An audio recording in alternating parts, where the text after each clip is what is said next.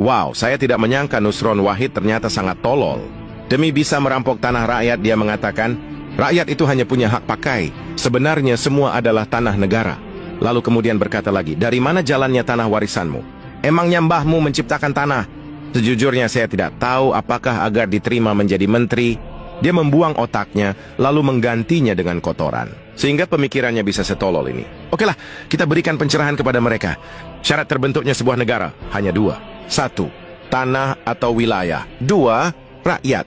Lantas di mana posisi pemerintah? Pemerintah itu awalnya tidak ada. Dan sebenarnya tidak perlu juga ada. Sebab pemerintah itu hanyalah sebuah organisasi. Apakah organisasi itu sangat penting? Jawabannya tidak juga. Apakah ketika sebuah organisasi bubar, maka rakyat mati? Jawabannya jelas tidak. Lantas bagaimana tiba-tiba bisa ada organisasi di tengah-tengah rakyat? Jadi ketika rakyat itu semakin banyak, maka mereka bermusyawarah untuk mempermudah kehidupan mereka, maka mereka membutuhkan para pembantu. Maka mereka sepakat membentuk sebuah organisasi, dan mereka menggajinya. Itulah asal mula pemerintah. Jadi ibarat negara itu adalah rumah, maka rakyat adalah majikan. Dan pemerintah adalah pembantu alias asisten rumah tangga. Pertanyaannya, apakah pembantu rumah tangga itu perlu? Ya, perlu juga sih. Karena akan mempermudah kehidupan kita. Tapi apakah kita akan mati? Atau tidak akan makan jika pembantu tidak ada? Ya, jelas tidaklah. Kan kita bisa masak sendiri atau beli dari rumah makan. Jadi seperti itulah peranan pemerintah di tengah-tengah rakyat. Nah, masalahnya para pelayan di negara kita ini dari awalnya sudah sangat culas. Jadi mereka sering menyamakan pemerintah sama dengan negara. Disinilah awal mula kesesatannya. Sehingga mereka berpikir, berarti tanah negara adalah tanah pemerintah. Boom, hancur sudah kan? Mereka salah persepsi. Lalu kemudian menggunakan persepsi yang salah itu untuk mengklaim apa yang bukan miliknya. Jadi perlu Anda ketahui pemerintah dan negara itu berbeda. Oke, untuk meluruskan pemahaman mereka, kita akan pakai istilah Yunani. Sebab Yunani adalah pusat filosofi dunia, di mana hampir semua konstitusi negara-negara di dunia itu diadopsi dari filsafat Yunani.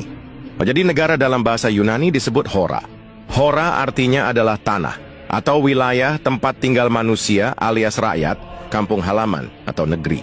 Jadi ketika ada puisi berkata, negeriku yang indah elok permai, itu artinya adalah wilayah kelahirannya atau kampung halamannya.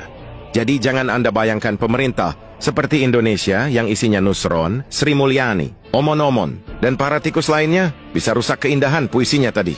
Kemudian rakyat dalam bahasa Yunani disebut demos. Nah, jadi jika Anda menyebutkan kata demokrasi atau negara demokrasi, itu artinya kedaulatan rakyat. Sebab demokrasi berasal dari dua kata, yaitu demos dan kratos. Demos artinya rakyat. Kratos artinya majikan, pemilik, pencipta, tuan, dewa, ataupun Tuhan. Ini sejalan dengan filosofi Latin, yaitu Vox Populi, Vox Dei. Artinya suara rakyat adalah suara Tuhan, atau kehendak rakyat adalah kehendak Tuhan.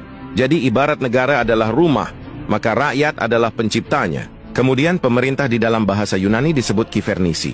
Artinya pelayan administrasi, ministry, ataupun pembantu rakyat. Jadi kata pemerintah sendiri, sebenarnya itu sudah sangat sesat. Karena pemerintah artinya adalah orang yang memerintah. Pertanyaannya, bagaimana bisa pelayan yang digaji memerintah tuannya? Ini kan sudah sangat sesat. Jadi kesesatan paradigma inilah yang membuat para pelayan rakyat itu semakin jauh dari fungsinya. Harusnya sebagai pelayan mereka berlutut pada majikan. Tapi sekarang akibat kekeliruan dan kesesatan, tiba-tiba kaki pelayan itu malah diletakkan di atas kepala majikannya.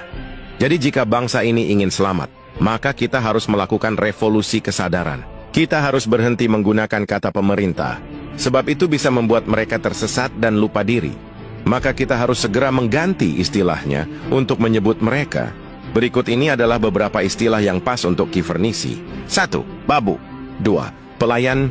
3. Abdi. 4. Mandataris. 5. Pekerja. 6. Pembantu. Atau apa kira-kira istilah dari daerah Anda? Jadi terjawab sudah ya. Jika si Nusron berkata, emang mbahmu menciptakan tanah? Jawab saja, dasar tolol. Emang pemerintah yang menciptakan tanah? Tanah itu ciptaan Tuhan.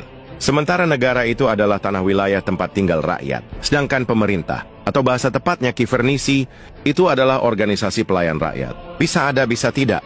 Jadi mari bangkit dan beri pelajaran kepada para pembantu kita itu sebelum mereka semakin kebablasan. Hidup daulat rakyat!